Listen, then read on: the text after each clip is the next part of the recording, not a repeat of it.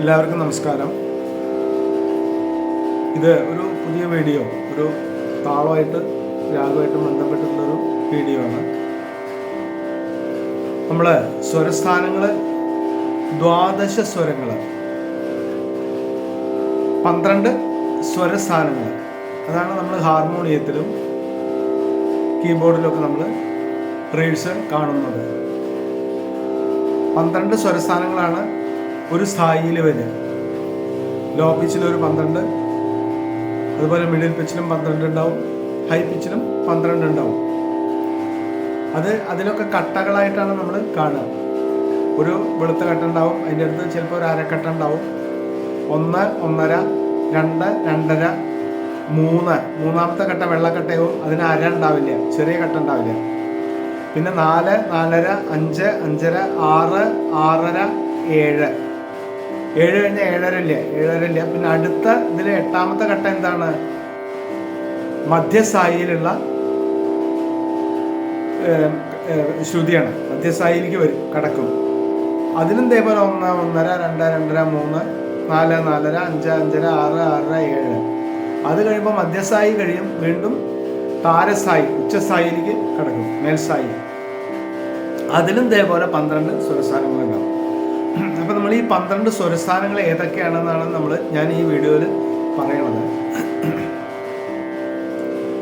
12 സ്വരസ്ഥാനങ്ങൾ: 1 ഷഡ്ജം, ശുദ്ധ ഋഷഭം, ചതുശ്രുതി ഋഷഭം, സാധാരണ ഗാന്ധാരം, അന്തര ഗാന്ധാരം, ശുദ്ധ മധ്യമം, പ്രതിമധ്യമം, പഞ്ചമം, ശുദ്ധ ദൈവതം, ചതുശ്രുതി ദൈവതം, കൈശികി നിഷാദം, കാകളി നിഷാദം.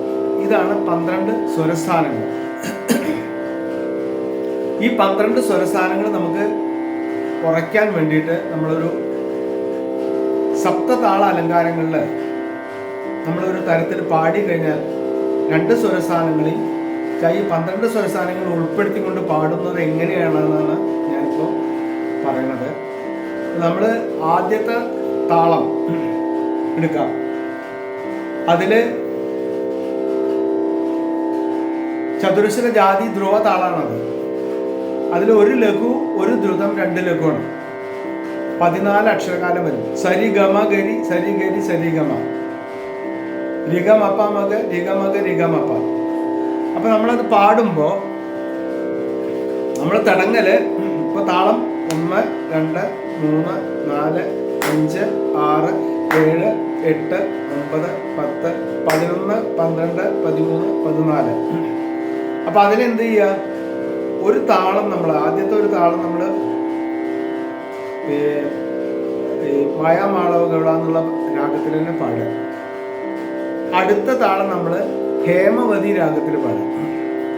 അപ്പൊ നമ്മൾ ആദ്യം ഹേമവതി രാഗത്തിൻ്റെയും മായാമാളവഗൗളയുടെയും സ്വരസ്ഥാനങ്ങൾ ആരോഹണം അവരോഹണം പഠിക്കണം. മായാമാളവഗൗള നമ്മൾ കുറെ പാടി പഠിക്കുന്നതാണ്, അടിസ്ഥാനമായിട്ടുള്ള രാഗം.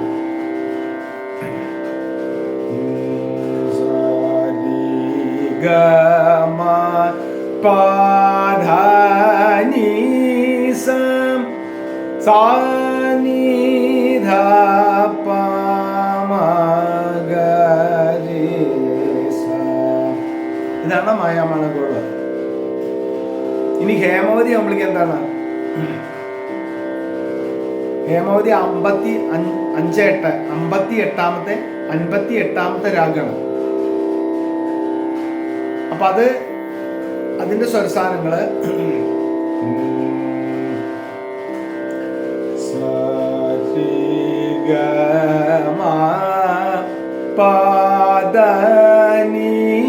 പാദനീസം സാനി ദ പ മ ഗ രി സ.